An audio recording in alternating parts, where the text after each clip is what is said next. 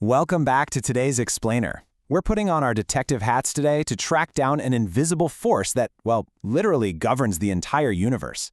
It's a concept we talk about all the time, right? We say we're running out of it, we say we need it to get through the day, but actually defining it, that's where things get super fascinating. Just look at this. A spectacular, massive explosion. This is energy in its most raw, undeniable form. It's loud, it's blindingly bright, and it's absolutely impossible to ignore. But here's the wild part. The exact same fundamental invisible force driving that intense chemical explosion is also required for the incredibly mundane task of you simply walking up a flight of stairs. Energy is literally everywhere, pulling the strings behind everything around us. So let's dive into this and see how it all connects. Here's our game plan for today. We're going to cover defining the invisible, measuring energy in joules, stores versus transfers, everyday energy in action, and finally, how long does it last? All right, let's kick things off with part 1, defining the invisible. What exactly is energy? If you crack open a standard physics textbook, you'll find a really precise definition that looks like this. Energy is something that must be changed or transferred in order to do something. The whole thing really rests on two key words here: changed and transferred. Energy isn't just some static object sitting in the ether, It's kind of like the ultimate cosmic currency.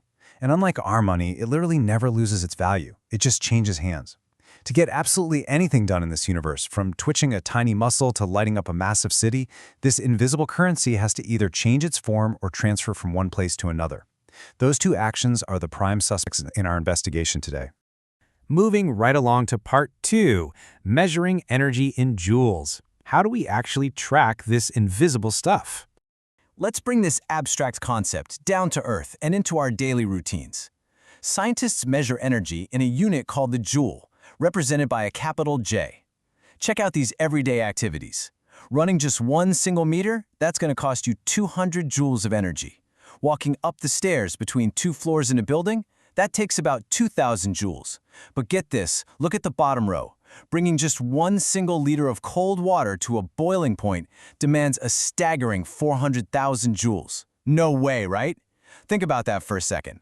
Boiling water for your morning coffee requires 200 times more energy than dragging yourself up a whole flight of stairs.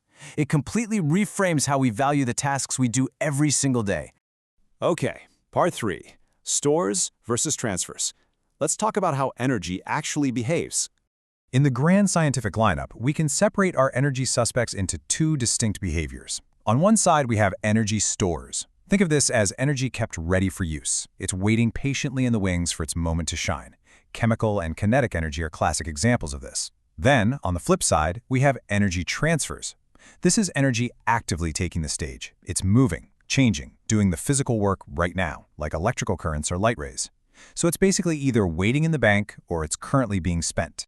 Let's see how specific types of energy fit into this framework. You've got your stores, things like kinetic energy from movement, chemical energy packed into food or batteries, elastic potential in a stretched-out rubber band, and gravitational potential when you lift something way up high.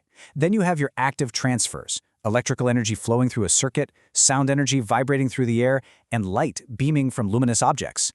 But wait, notice thermal energy right there in the middle? It's kind of the indecisive middle child of physics. Heat can be stored in a hot object, sure, but it can also be actively transferred to a colder object. It acts as both a store and a transfer, depending entirely on the situation. Which brings us to part 4, everyday energy in action. Let's look at the physics of a bus. Take this standard yellow bus driving uphill. Nothing out of the ordinary, right? Just a boring morning commute. But if you put on your physics classes, this single moment reveals an incredibly complex web of invisible physics. It's not just moving, it is a massive rolling energy event. Let's break down the anatomy of this bus. All of these forces are happening simultaneously. First up, there's chemical energy stored in the tank carrying the fuel. As the bus moves forward, boom, we have a store of kinetic energy. The engine inevitably gets hot, right? Giving us a store of thermal energy, and it makes a ton of noise, which is a transfer of sound energy. As that heavy bus rolls along, the tires get squeezed physically against the road, utilizing elastic potential energy. And because it's climbing an incline, it's constantly increasing its store of gravitational potential energy. Finally, just to see the road, electrical energy is being actively transferred to power the headlights.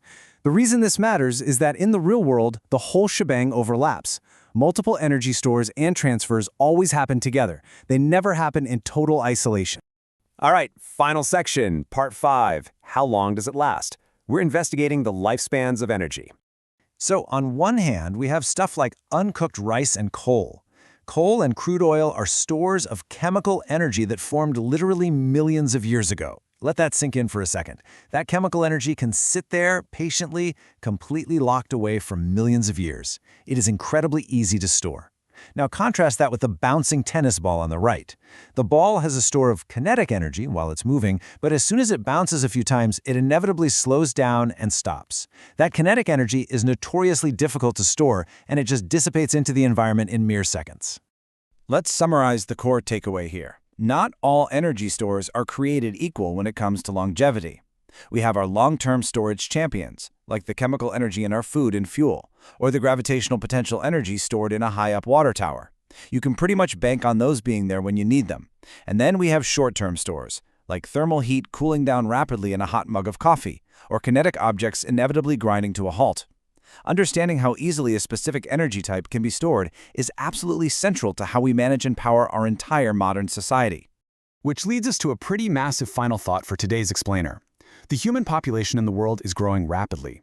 How is this affecting the amount of energy being used in the world? We've learned today that every single action, big or small, requires an energy change or transfer. From boiling a single liter of water to driving a bus up a huge hill, we are constantly drawing down those long-term chemical stores. So I want to challenge you to look around your own room right now and consider the massive real-world stakes of the physics you just mastered. If energy has to be transferred to do literally anything, where's yours coming from tomorrow? Thanks for hanging out with me for this explainer, and keep asking those great questions.